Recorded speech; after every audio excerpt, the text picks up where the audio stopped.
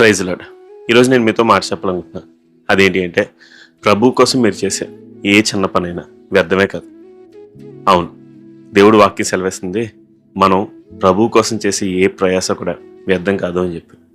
ఇది ఎంత చిన్నదైనా మీరు ప్రార్థన చేయాలనుకుంటున్నారా? ప్రార్థన చేయండి. ఇది 1 నిమిషం నాకు కుదురుతుంది, 5 నిమిషాలు కుదురుతుంది, 10 నిమిషాలు కుదురుతుంది, దీనివల్ల ఏం మారిపోద్ది అనుకోకండి. మొదలు పెట్టండి. దేవుడు కొద్దిగా మీకు ప్రోగ్రెస్ ఇస్తాడు. మీరు బైబిల్ చదవాలనుకుంటున్నారా? ఇదిగో మొదటగా చిన్న పారాగ్రాఫ్తో స్టార్ట్ చేశారా? ఒక 4-5 లైన్లు మాత్రం చదవగలుగుతున్నారా? మొదలు పెట్టండి. అక్కడి నుంచే మొదలు పెట్టండి. బహుశా దేవుడు అక్కడి నుంచే మిమ్మల్ని దినదిన అభివృద్ధి చేస్తాడేమో. ఏదైనా సరే మీరు చేయాల్సిందల్లా మొదలు పెట్టండి. ఇదిగో మనం పాజిటివ్గా వేసే స్టెప్ చిన్నదైనా ఎంత ప్రభావితం చేస్తో, నెగిటివ్గా ఆలోచించేది కూడా అంతే. ఈరోజు వాయిదా వేద్దాం అనుకున్నారా?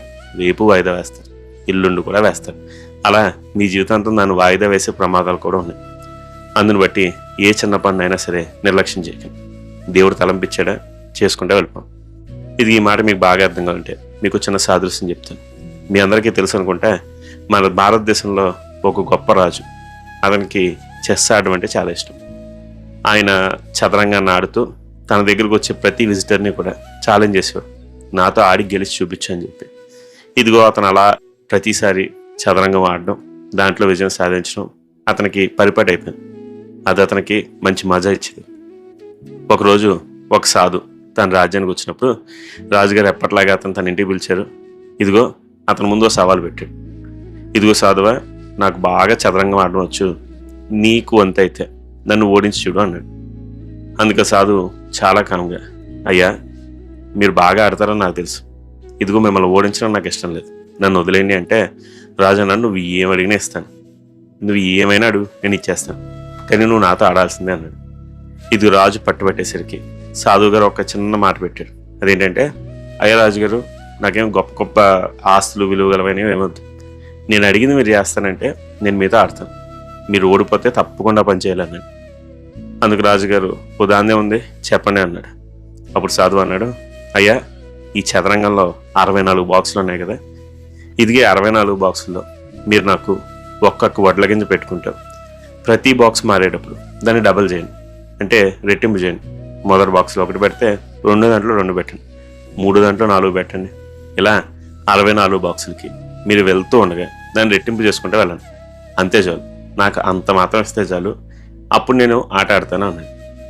ఇదిగో సాధువు అడిగింది చాలా చిన్నదిగా రాజు కనిపించింది. ఓ దాందే ఉంది, మహా అయితే ఓ బియ్యం బస్తా అవుద్దేమో, దానికేమైపోయిందిలే, సరేనయ్యా సాధువా పద గేమ్ స్టార్ట్ చేద్దాం అన్నారు. గేమ్ స్టార్ట్ చేశారు. రాజుగారు అతను అడిగింది చాలా చిన్న కోరిక కదా అని యాదాలాభంగానే ఆడేశారు. ఆ రోజు ఓడిపోయాడు.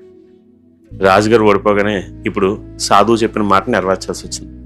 వెంటనే రాజుగారు ఓ బియ్యం బస్తా తీసుకురండి, దీని మీద అతను చెప్పినట్టు పెట్టండి అని చెప్పనగానే అతని బట్టలు వచ్చి దాని మీద బియ్యం పెట్టడం మొదలుపెట్టారు. 1, 2, 4, 8 ఇలా వాళ్ళు పెట్టుకుంటూ వెళ్తా ఉండగా 21వ బాక్స్ దగ్గరికి వచ్చేసరికి ఆ బియ్యం గింజల లెక్క 10 లక్షలు అయింది. రాజు నమ్మలేకపోయాడు. అసలు ఏం జరుగుతుంది, ఇతను అడిగింది చాలా తక్కువ అనుకున్నాను కదా అనుకుంటూ ఉండగానే అతను 31వ బాక్స్ దగ్గరికి వెళ్ళేసరికి అది 100 కోట్ల పైన అయిపోయింది. ఇక రాజుకి ఏం చేయాలో చేతకలేదు.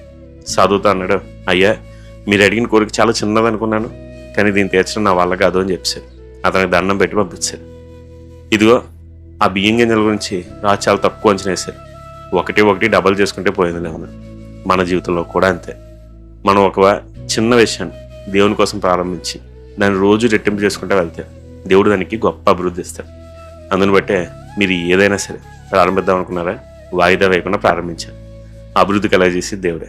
అందుని బట్టి దేవుడి కోసం మీరు ఏం చేద్దాం అనుకున్నారో అది ఇప్పుడే ప్రారంభించాను, ఎందుకంటే ఇదే అనుకోవాల్సాను. మరి ఈరోజు అలా చేస్తారు కదా. God bless you. Have a blessed day.